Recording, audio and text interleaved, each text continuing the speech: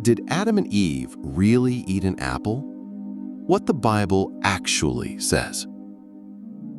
The story of Adam and Eve has confused people for generations. Not because it's vague, but because we made it smaller than it really is. We turned a story about trust, obedience, and the nature of good and evil into a story about fruit, specifically an apple. But here's what most people don't know. Nowhere in the Bible does it say Adam and Eve ate an apple. Could one small misunderstanding have changed the way we view sin, temptation, evil, and even our relationship with God? The answer is yes. And once we uncover what Scripture actually says, you'll realize the truth is far deeper than fruit. Let's start with the obvious question. Why do billions of people picture an apple when they think of the first sin? It's in the paintings, children's Bibles, movies, even emoji. The apple has become one of the most universal icons of temptation. But here's the reality. The book of Genesis never says the word apple, not once. It simply calls it the fruit from the tree of the knowledge of good and evil. So where did the idea come from? The answer lies not in the Hebrew text, but in one word, a Latin word. Flash forward to the 4th century. The Roman Empire has spread across much of the known world. Christian texts are being translated from Hebrew and Greek into Latin, the dominant language of the West. A scholar named Jerome is tasked with this massive responsibility.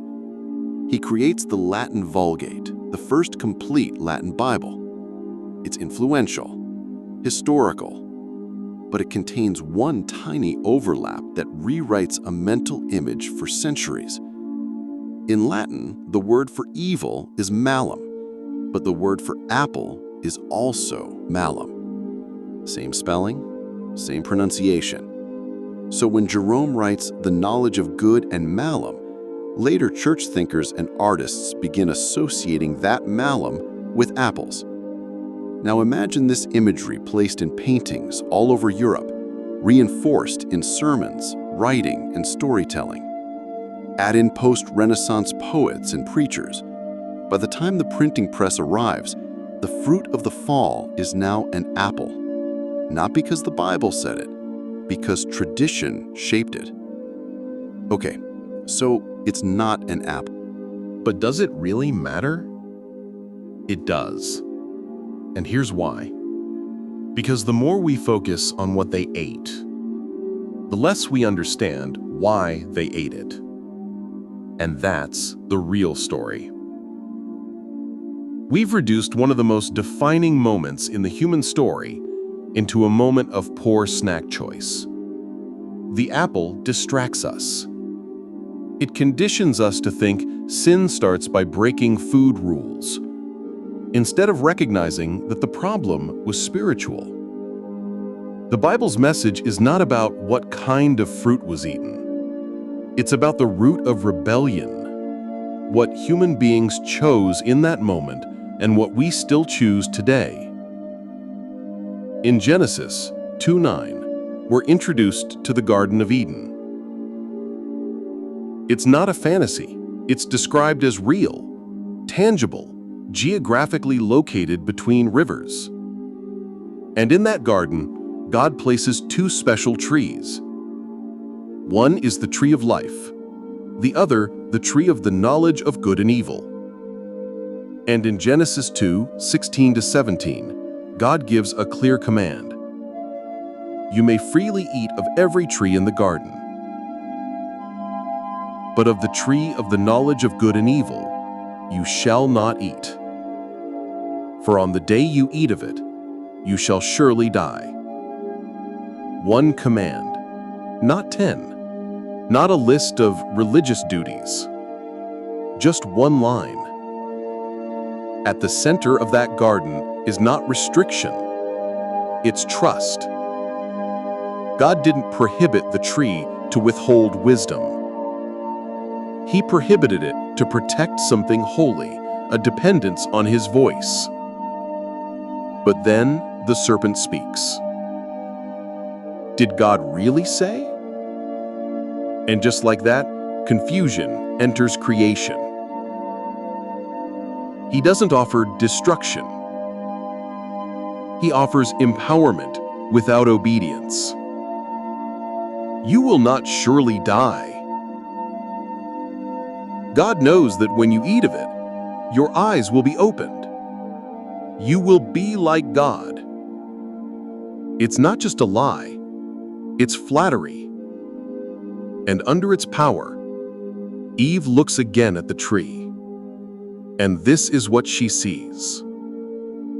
It was good for food, pleasing to the eye, and desirable for gaining wisdom. So she takes the fruit and eats, then gives it to Adam.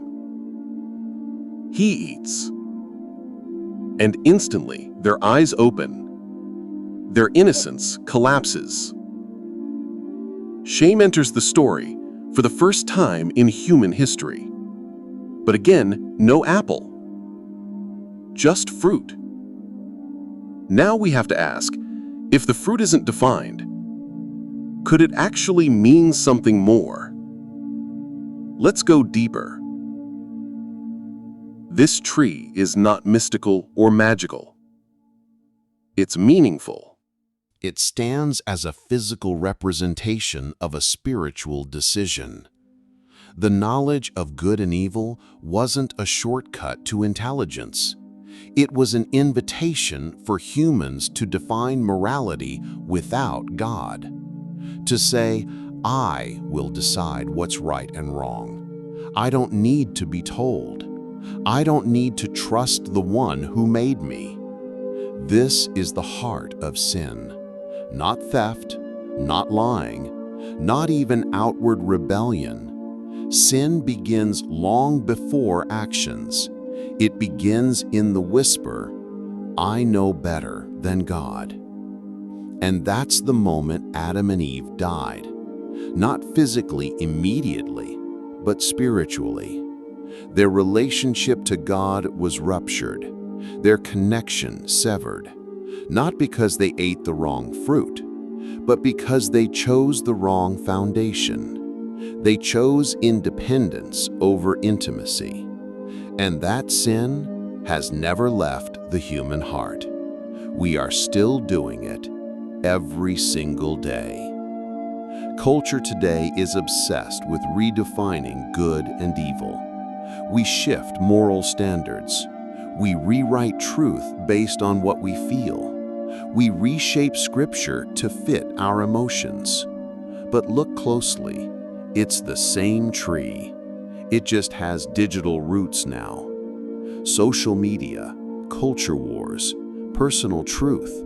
Whatever feels right becomes right. We're still reaching for the fruit. Still listening to the serpent.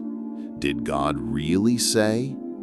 Still hiding our shame behind leaves, not fig leaves anymore. Now it's success, platforms, image, religious activity, or outright denial. Still, the ache remains. After the first sin, God doesn't interrogate with anger. He enters the garden with a question. Where are you? It feels rhetorical, but it's not. It's the question all of Scripture circles back to. Where are you? Not geographically, spiritually. Are you still hiding? Still covering yourself? Still trying to define good and evil without the one who made you? God already knows where you are.